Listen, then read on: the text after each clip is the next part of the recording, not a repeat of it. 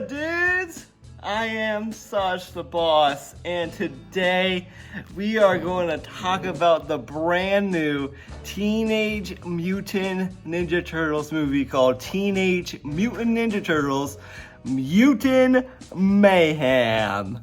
Yes, this movie is actually, I have two different guests before we talk about this movie. We have Mighty Rhino Man, aka Rocksteady, and my favorite turtle, Leonardo. Yes, our guests are here. We'll showcase them throughout the video. Okay, so let's begin. This video will have absolutely no spoilers whatsoever for Teenage Mutant Ninja Turtles Mutant Mayhem. Yes, let's get in to the underground of the sewers of New York City to talk about the Turtles. Okay guys, going into this movie, as you all know, I do collect the Teenage Mutant Ninja Turtles NECA figures.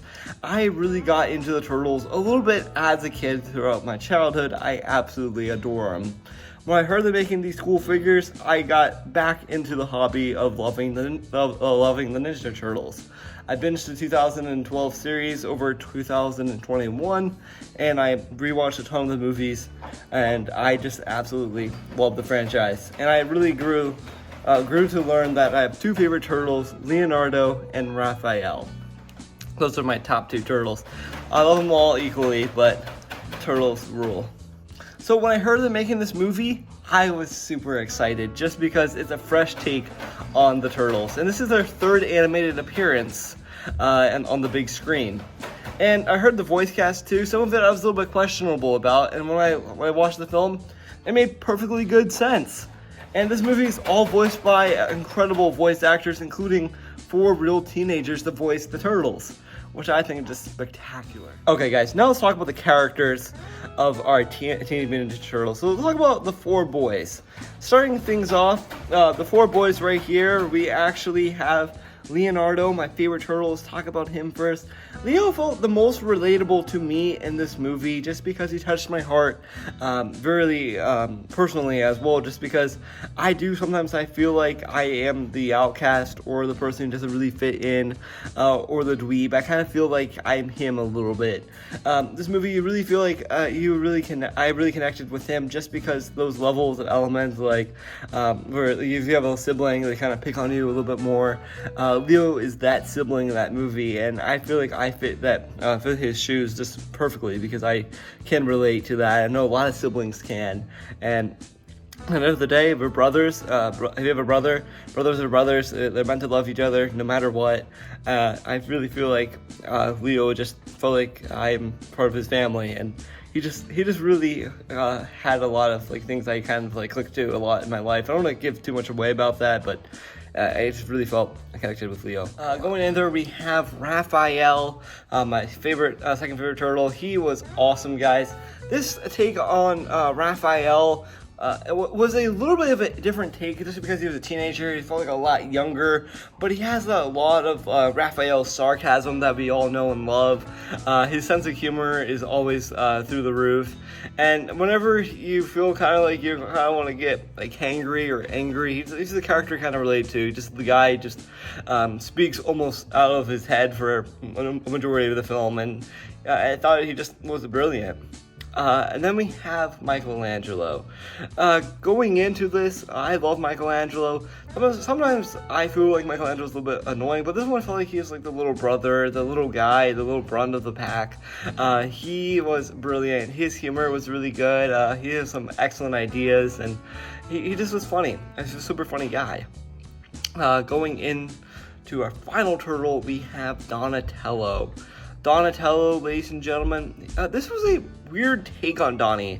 A lot of takes on Donnie were pretty much more grounded and he's more into a lot of science and a lot of technology. This one felt like he was kind of like the cool brother. He's very goody two-shoes about things, kind of slide under the sand. Compared to the 2012 one, where it's more freaks out if he gets in trouble from his father. He's a little bit like that.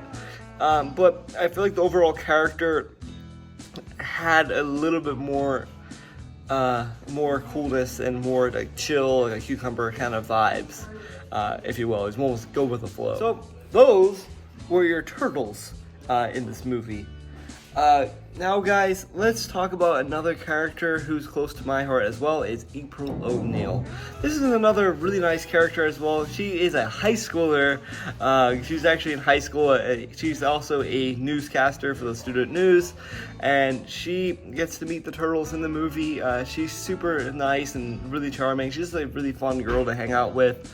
Once you get to know her in this film, you gotta see like why she's so relatable. She's a lot of fun. She really brings like the heart of like the teenage audience to this movie. She makes the movie like thump with the heart. So I really appreciated her character throughout this film. And we have Splinter. I really enjoyed Splinter. This is a weirder take. I don't want to get too much in it, but his origin was kind of, I don't want to say screwed up, but it was like kind of a curveball, if you will. He turned the knob, and he has understanding for what this is. And then we have the mutants. So before talking about the mutants, I forgot to mention the plot of the film. The whole plot of this movie was pretty much about the turtles going through day-to-day lives, and they happen to realize they want to be accepted in humanity, and humanity is pretty much where they can grow to be young teenagers with a lot of things to do out there besides being in the sewers all the time. And their father figure, Splinter, does not like humans. So we kind of see both the best worlds in this movie. So I gotta mention guys, so with incredible voice cast from the trailers, you actually see the mutants. The mutants in this movie were incredible, guys. I don't want to get too much into them, but we have Bebop Rocksteady, Monto Gecko, Superfly, we have Scumbug, I don't think we have Dirtbag. We have one of the Punk Frogs. I love those guys. There's all kinds of different really fun villains in here. You would meet them all and you would absolutely love them. They're charming, they're hysterical, super funny. I just can't tell you enough how much I love these guys. So I give you guys the whole plot about the film. Now guys, I'm going to talk to you guys about things I really enjoyed about Mutant Mayhem. Something I really enjoyed about Mutant Mayhem is the most organic storytelling for the Turtles. This story right here for the Turtles was really written for a lot of teenagers. It was really written for the teenage audience. And it's almost a really nice modern take and retelling of who the Turtles are and why they matter. This one is all about trying your best to be accepted and fit in no matter what. Just be yourself, and always believing in yourself will take you in many places in life. And this movie really represented that through and through in this movie. So you would absolutely love these guys. Another thing I really appreciated about this movie was the whole art. The artwork in this movie really felt like a modern take of the 2012 series with a little bit hint of the Spider-Verse. I absolutely adored the CGI in this movie.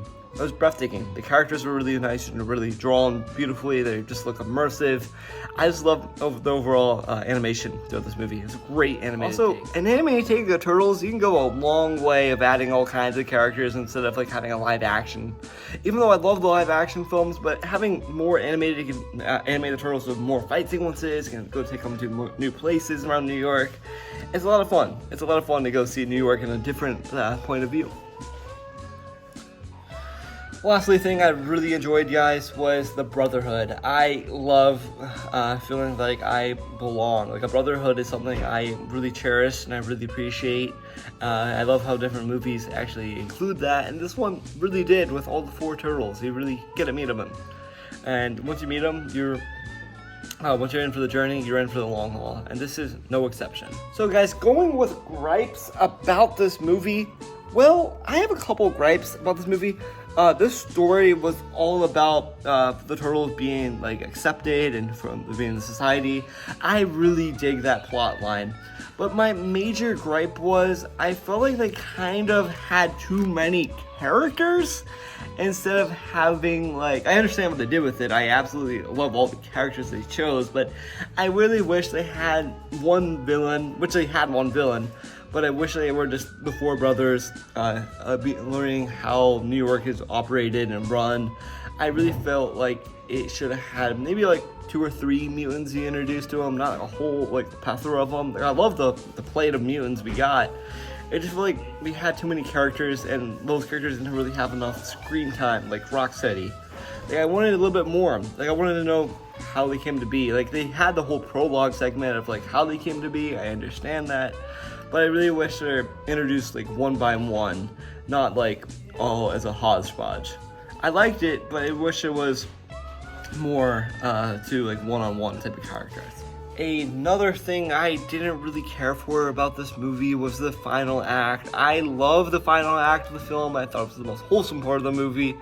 But what they did with it, I don't want to spoil it, but I love big creatures and different things, but I don't get it. I thought it was a little too zany for a movie. The ending was a little too cuckoo, but I loved it. I loved the overall ending of it, but just the final battle was kind of rushed, and I wish we had more understanding and backstory about this film. It almost felt like you're watching the Suicide Squad versus Teenage Mutant Ninja Turtles. So it's kind of like a weird, zany take. Okay, so those are all the things I didn't really care for about this movie. Now, how would I recommend Mutant Mayhem to you guys? Well, I really recommend Mutant Mayhem to anybody who loves the Teenage Mutant Ninja Turtles. I absolutely adore the Turtles. I think they're just some of the best like superheroes or animated creatures ever created. They're just so wholesome. They teach you a lot of life lessons, and I feel like they're really relatable. This movie is the most relatable these turtles will ever get on the big screen. You really feel like you're at home with this movie, and I feel like as I grew up in high school, some of the slang and stuff they used was genius. But also, time will tell if this movie ages well, so I don't know. I absolutely love what they did with it, and I can't wait to see where they take it next. So with that all being said, this movie is perfect for families, perfect for brothers to go see. This movie has it all, from crazy creatures to great, brilliant storytelling from Seth Rogen to a heart of humor. This movie was perfect. Also, this is probably the most I laughed in a theater in a long time. I can't tell you how much fun I had watching this movie. I absolutely adored Mutant Mayhem. So, if you're in the mood for a rainy day or you have some time left in the summer before you go back to school, I recommend seeing Mutant Mayhem in the theaters. I highly recommend it to you guys. It's probably the second best animated movie I've seen all year. Number 1 being Spider-Man Into the Spider-Verse, and then Mutant Mayhem.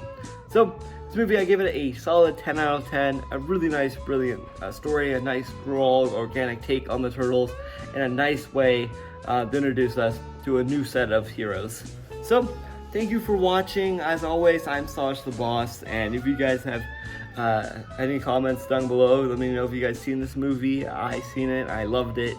Tell me who your favorite turtle is in the comments down below.